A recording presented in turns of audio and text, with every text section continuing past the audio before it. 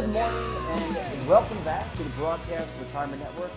Today is Friday, September 20th, 2019, and this is BRN AM. Here are your headlines: improving America's financial literacy and the Rubik's Cube of retirement income. Financial education is never far from my next guest's mind. In fact, he created his own online education curriculum. Join me now, the Chief Community Officer of Money Alignment Academy, George Grombacher. Welcome to the program, George. Appreciate you getting up a little early this morning to join us on the show. My pleasure to be here, Jeff. So, in my opening comments, I mentioned financial literacy. Obviously, this is something that is incredibly important and something that's near and dear to your heart because you created Money Alignment Academy. So first, let's break it down for the audience. Can you just define what financial literacy means to you? Fundamentally, I am working to help people lead happier and more contented lives. My part of that is money. So when we talk about financial literacy, it's a matter of making sure that people intellectually understand all the confusing concepts that go along with money and investing, how it all fits together. But the whole financial literacy, financial wellness piece is, how do I close that gap between what I intellectually know and understand and what I actually do? Because that gap exists for really all of us. I certainly suffer from that as well. So that's really what I'm working on, and what I think financial wellness, financial literacy really is. So you have a lot of experience as a financial advisor working with both individuals as well as pension and retirement plan trustees. What led you to give birth to the Money Alignment Academy, which is essentially an online tool? Frustration. I've been in the industry for, I think, going on 19 years now, and I've been doing a crappy job, as I think a lot of people in the industry have been doing a crappy job when you look at the fact that 80% of Americans are broke. And broke is, I think, a harsher way to say that people are living paycheck to paycheck, but that's the reality. So why would we continue doing the same things we've always done in the same way we've always done them and expect that the result would be any different? So that is why I created Money Alignment Academy, to try to do a better job serving the people that I'm trying to serve. So let's break down what Money Alignment Academy is. It's a set of modules that people can access online. It is, yeah. So again, to work on addressing that gap, need to verify or really know that people have that fundamental baseline knowledge. So Money Alignment Academy offers online modules that people can watch from any kind of an internet device, from their phone or their computer, wherever. So it's videos and worksheets so they can get the fundamental basic knowledge that they need. But I think that the opportunity exists with working with organizations, because every organization has a built-in culture or a community within it. So a big part of what makes Money Alignment Academy successful is teaching that organization how to implement the tools of Money Alignment Academy into their existing engagement or wellness program. I think that one of the big things that's lacking from personal finance today is that community aspect. You look at organizations like Weight Watchers and CrossFit and Alcoholics Anonymous, they're successful because they're bringing that knowledge, but then also they're bringing a community, which brings with it accountability, which brings with it a safe space for being able to have and open up about mistakes that we've made, about shame that we have around money. So Money Alignment Academy, while the modules are great and it's great information, what makes it effective, what makes it work, is giving organizations tools on how to actually use it. You know, you bring up the sense of community, and when you were talking about that, I was immediately thinking about CrossFit, and I hadn't thought about Weight Watchers, but I thought about CrossFit and why that's effective. And it just seems odd to me that we haven't gotten to this step before, that realizing, money isn't some taboo subject. You're not out there talking about your salary, but we all have challenges in our lives. We share pretty much everything else about ourselves. If our kids are not doing well in school or this or that, and it seems like that's such an community is important. We're not in this alone, and we can learn a lot from each other, which is really the thesis of not only Money Alignment Academy, but what we're trying to do here on the network. Yeah, well, that's 100% right.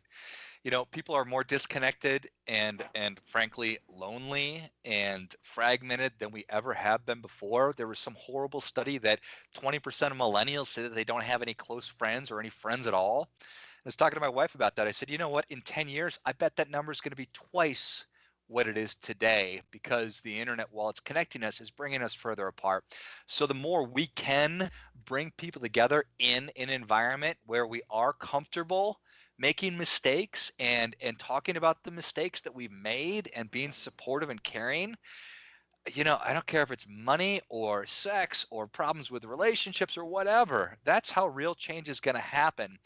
And frankly, I think that that's one of the reasons that it's tough for big financial companies to do that, because those are not easy conversations to have, and that's kind of sticky stuff. But I think that's where the big opportunity is. Yeah, I think it is sticky stuff and it's also, there's a lot of compliance, and I think, people tend to get hung up in a lot of those areas, which prevents innovation in a lot of ways. George, would you be able to stick around for a few minutes? I want to go to commercial and then come back, and then now change gears completely and talk about the retirement income Rubik's Cube. Would you stay with us? Let's do it. And when we come back, George will stick around, and we're going to talk to him about retirement income. It's quite confusing for many people, so you want to stick around right here on BRN AM.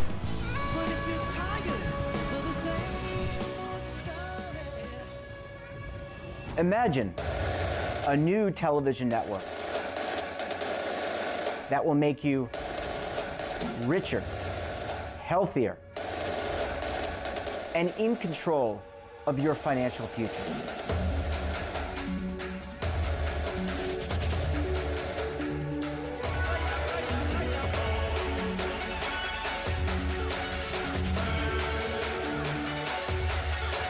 This network is for the policewoman in Nashville, Tennessee, the baker in Dubuque, Iowa, the teacher in Lexington, Kentucky. We want to make the idea of savings and retirement culturally relevant. But what do you see as a defining issue of the midterms, especially for the smaller businesses? I mean, they are the lifeblood of the American economy.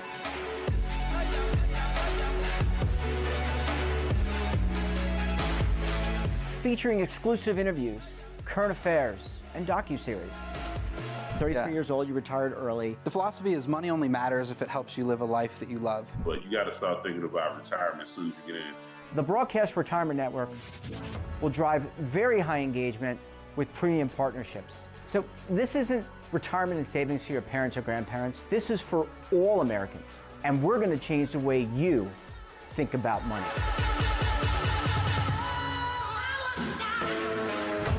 Welcome to the next frontier of retirement and savings. This is BRN, the Broadcast Retirement Network. Welcome back. Well, it seems as though generating income in retirement is almost like the Holy Grail. Many have looked for it, but none have yet found it. Joining me, or rejoining me to discuss, is George Grombacher, Chief Community Officer for Money Alignment Academy. George, welcome back, and I'm here with George Grombacher. He is the Chief Community Officer with Money Alignment Academy. George, really appreciate you spending a couple more minutes with us. How are we doing? Good. I think we're doing a good job of solving all the financial problems of the country so far. So, well, it is Friday, so I'm excited about that. So I want you to take your Money Alignment hat on, or actually leave it on, but now let's talk about the Rubik's Cube that is known as retirement income, because in my lead up to this segment at the beginning of the show, I mentioned that we've done a great job as an industry talking about accumulation, meaning collecting assets. And I think people basically know what they need to do. They may not be doing it for a lot of reasons, which we dealt with in segment 1. But let's talk about the deaccumulation or pulling. What is deaccumulation? Pulling money out. So how do you look at retirement income from your perspective as a financial advisor and someone who's advising clients? Yeah, it is a Rubik's Cube. I think that that's a pretty good way to put it. And I'm always thrilled to talk about any aspect of financial planning and all that good stuff. It is a little tricky because I think that so few people are actually getting the opportunity to do it because we're not saving enough. But for those who do have the unique challenge or opportunity of doing retirement income planning, I think they soon realize that it's really dicey and tricky, because if you asked 100 financial advisors, or gave them rather the fact pattern on one client, you'd probably get 100 different answers or scenarios on what the right way to design retirement income is. So that's one of the things that makes it so difficult, is that there's not a right way to do it. I think there's probably a lot of wrong ways to do it, but it is tricky. I think one of the starting points is what we are trying to do is replace the paycheck that's been hitting our bank accounts twice a month for the last 30, 40, 50 years, right?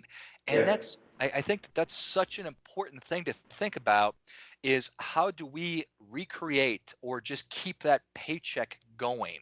Because we're used to knowing how much money that we have to spend, right? If I'm making $5,000 a month, I know every 2 weeks I only get $2,500, so I can base my spending, my my purchases, all those things based on that. So if all of a sudden I don't have that and I haven't put together an actual plan for that income, well, I think that that's going to cause me to do really maybe one of two things: spend way too much, number one, or not spend nearly enough and be terrified that I'm going to run out of money. So both scenarios there are suboptimal. Yeah, absolutely. And I think you hit the nail on the head. You don't just rush to the decision of whether you use laddered bonds or annuities or certificates of deposit or some other financial instrument. It's really important to take into account the fact that we're all living longer, regardless of what the predisposition is to a particular disease in your family. More than likely, you're going to live longer because we have great health care in this country, at least for now. And also thinking about what your budget may be. And these are things that take some level of planning, I would imagine.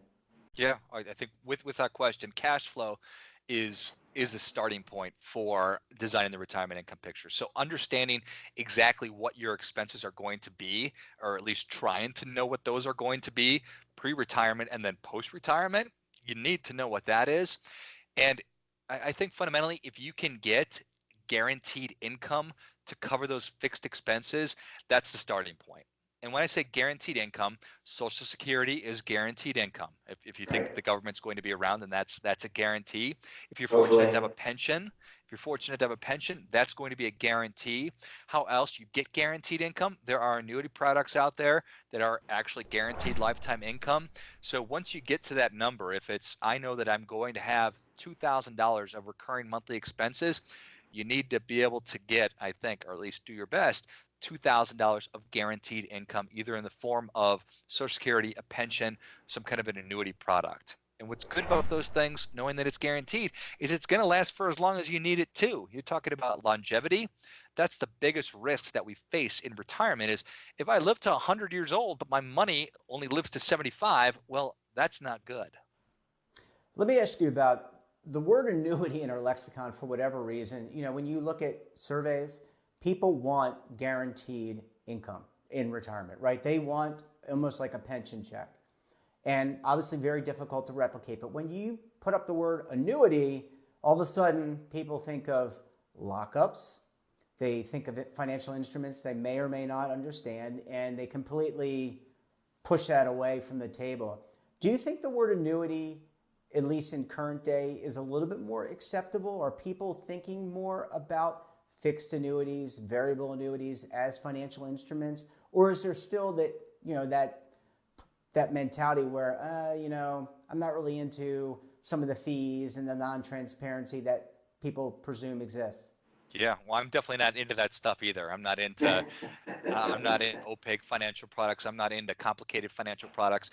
And there are a lot of great annuity products out there and a lot of great financial advisors out there. But on the flip side of that coin, there's a lot of really bad annuities out there and a lot of really bad financial advisors. So you need to demand transparency in how the product works. If your sales or your financial advisor cannot explain it to you in a way that makes sense to you, get up and walk away. That's probably not a good fit for you from a product standpoint, probably from a financial advisor standpoint as well. So you need to know how the thing works, how much it costs, how much everybody's making, which is great. Your financial advisor should be compensated for doing what is very, very challenging work. But let's just make sure that the product that you are discussing, that you understand how it's going to perform. I think that when you talk about an annuity product, it should be a guaranteed annuity product, because then you don't need to worry about it. There's so many other non-guaranteed aspects to our retirement income picture, like most of it. Why not work with an annuity product that the money's going to hit your account, you know how much it's going to be, and it's going to be there for as long as you need it. That's a controllable that you absolutely can control. George, you're in there talking to retirement plan committees for many different types of employers, whether they're corporate employers, not-for-profit, healthcare, et cetera. The Secure Act, which passed the House of Representatives, it is still pending in the Senate, so we don't know if we're going to see passage of that anytime soon. We're hoping. But it includes a provision about inclusion of annuities in retirement plans. What types of conversations what types of questions, I guess, are you getting about that provision in particular in your conversations? People are curious about lifetime income annuities, about income annuities, and so those conversations do come up. And I'm always excited to be able to have conversations about sort of those third rail financial products, like you mentioned. If you Google annuity, half of it's going to be great, half of it's going to be bad. So it's all part of the educational process. So people are curious if it's a good fit. A lot of the plan sponsors that I talk to are, we're talking 500 employees or less. A lot of the time, 100 employees or less. So a lot of the smaller type organizations, and they have so much on their plate as it is that it's not a huge conversation that I'm having with everybody, but it certainly is an important one. And again, the more conversations we can have and the more educated people get, that's nothing but a good thing. Absolutely. Well, George, I want to certainly tell you how much we appreciate you getting up early, joining us on the program, and we'll look forward to checking back in with you regarding Money Alignment Academy and any other issues that come up from time to time related to retirement plans and workplace retirement systems. Thanks, buddy. Enjoy the rest of your day. Thanks, Jeff. And that wraps up this episode of BRN AM. Hope you found it helpful and enjoyable. Hey, have a financial topic or someone of interest that you think we should interview? Drop us a line. And don't forget, for more news in retirement markets, technology, personal finance, and more, check out today's edition of the Morning Pulse. So until Monday, keep on saving, and don't forget, roll with the change. Waiting here for you to take and drink of. But if you're tired of the same